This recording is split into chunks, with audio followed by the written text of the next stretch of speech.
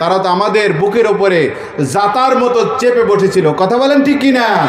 অতীতের সমস্ত রাজনৈতিক দলগুলো এই স্বৈর শাসককে বাংলার জমিতে সরানোর জন্য প্রচেষ্টা করেছে, কিন্তু পারে নাই।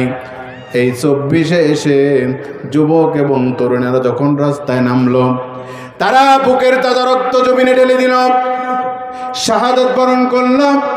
তারা প্রতিজ্ঞা করল, যতক্ষণ পর্যন্ত এই বাংলার মানুষকে এই স্বৈর সরকারের হাত থেকে মুক্তি না দিতে পারবো, ততক্ষণ পর্যন্ত রাজপথ ছেড়ে দেব না। বলেন ঠিক না?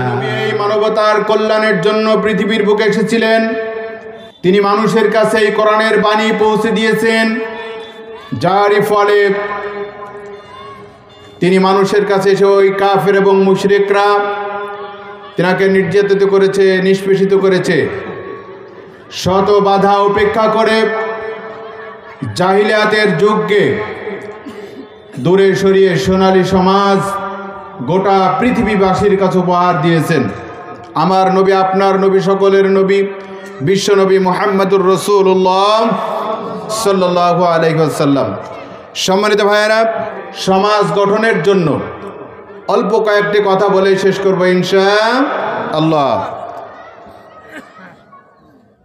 মহাগ্রন্থ আল কোরআনুল কারীম এসেছে মানবতার হেদায়েতের জন্য, মানুষের কল্যাণের জন্য। আল্লাহ সুবহানাহু ওয়া তাআলা কোরআনের বিভিন্ন আয়াতে ইয়া আইয়ুহান নাস শব্দটি উল্লেখ করেছেন। নাস মানে হচ্ছে মানব জাতি বা মানুষ। এই মানুষ যেখানে উল্লেখ করেছেন, সেখানে শুধু মুসলমান নয়, গোটা পৃথিবীর সমস্ত জাতিকে আল্লাহ তাআলা এখানে উল্লেখ করেছেন। এই সমস্ত মানুষেরা যদি এসে কোরআনুল কারীমের শিক্ষা নিতে পারে, শিক্ষা অর্জন করতে পারে, তাহলে সকলের জন্য পৃথিবীতে কল্যাণ আছে না নাই? সবাই বলেন আছে না নাই?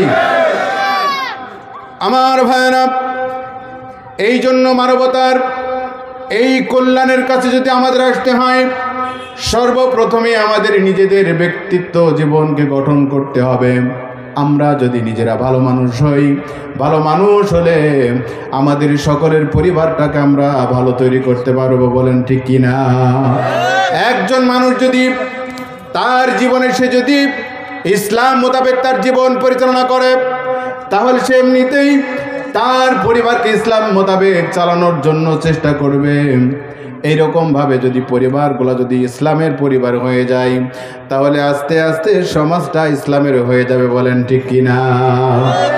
আমার ভাইয়েরা, এই জন্য রাসূল করিম সাল্লাল্লাহু আলাইহি ওয়াসাল্লাম ইসলামের দাওয়াত দেওয়ার শুরুতেই কিছু মানুষকে নিয়ে সংগঠিত হয়েছিলেন, সংঘবদ্ধভাবে সমাজে ইসলাম কায়েম করার চেষ্টা করেছিলেন। বলেন ঠিক কিনা?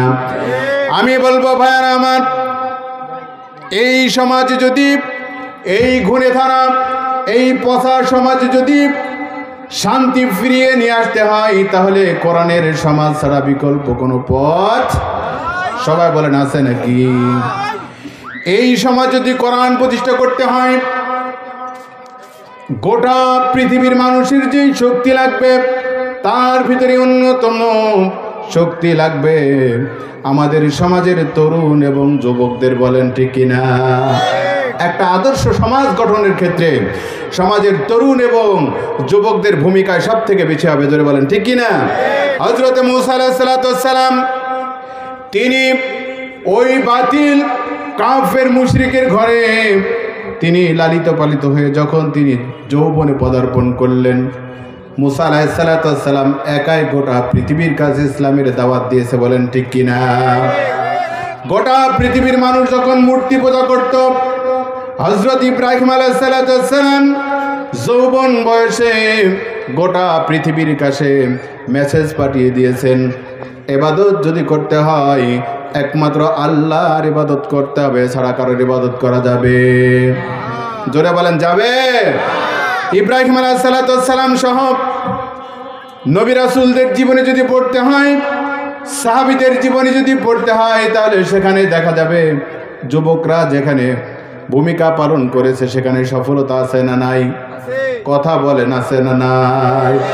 সর্বশেষ এই যে আমাদের বাংলাদেশের অতীত আপনারা দেখেছেন, কোরআনের মাহফিলগুলা করতে হলে আল্লাহর কোরআনের বাণী মানুষের সামনে বলতে হবে, যিনি হচ্ছে আসমান এবং জমিনের মালিক। বলেন ঠিক কিনা? আসমান এবং জমিনের মালিক কে? সেই আল্লাহর কথা জনগণের সামনে বলতে হবে, মানুষের সামনে বলতে হবে। তারপরেও এক শ্রেণী মানুষের কাছে গিয়ে ভিক্ষুকের মতো পারমিশন নেওয়া লাগতো। জোরে বলেন ঠিক কিনা? এখন কিন্তু নেওয়া লাগে। তারা তো আমাদের বুকের ওপরে জাতার মতো চেপে বসেছিল। কথা বলেন ঠিক কিনা? অতীতের সমস্ত রাজনৈতিক দলগুলো এই স্বৈর শাসককে বাংলার জমিতে সরানোর জন্য প্রচেষ্টা করেছে, কিন্তু পারে নাই। এই 24-এ এসে যুবক এবং তরুণেরা যখন রাস্তায় নামলো, তারা বুকের তাজা রক্ত জমিনে ঢেলে দিল, শাহাদাত বরণ করল। তারা প্রতিজ্ঞা করল, যতক্ষণ পর্যন্ত এই বাংলার মানুষকে এই স্বৈর সরকারের হাত থেকে মুক্তি না দিতে পারবো, ততক্ষণ পর্যন্ত রাজপথ ছেড়ে দেব না। বলেন ঠিকই না? এই যুবকেরা যখনই সামনে এগিয়ে আসলো, বুকের তাজা রক্ত জমিনে ঢেলে দিল, তখনই কেবল স্বৈর শাসক এই বাংলার জমিন থেকে পালিয়ে ভারতে চলে গেল। জোরে বলেন ঠিকই না? আমার ভাইয়েরা, আমাদের আল্লামা একটা কথা বলেছিলেন যে বেশি লাফালাফি করো না। আমাদের 12 কোটি জনতা যেদিন একটু গাছের গোড়া নাড়া দেবে, অমনি গিয়ে কি দাদা বাড়িতে গিয়ে পড়বা। জোরে বলেন ঠিক কি না? কথা কি মিলেছে? আল্লাহর ওলির কথা হুবহু মিলে গিয়েছে। জোরে বলেন ঠিক কি না? সম্মানিত ভাইয়েরা, আমার সময় শেষ। শুধু যুবক ভাইদেরকে এতটুকু মেসেজ দিয়ে যাব, আজকের মাহফিলে সুনামধন্য আলেমগণ আসবে, তিনারা আপনাদের সামনে অনেক কথা বলবেন। একটা মেসেজ নিয়ে যাবেন, যুবকরা যতক্ষণ পর্যন্ত ইসলামের জন্য তাদের বুকের তাজা রক্ত না দেবে, যতক্ষণ পর্যন্ত যুবকগুলা সামনে না আসবে, আমাদের সমাজে কোরআন প্রতিষ্ঠা করতে দেরি হয়ে যাবে। বলেন ঠিক কিনা?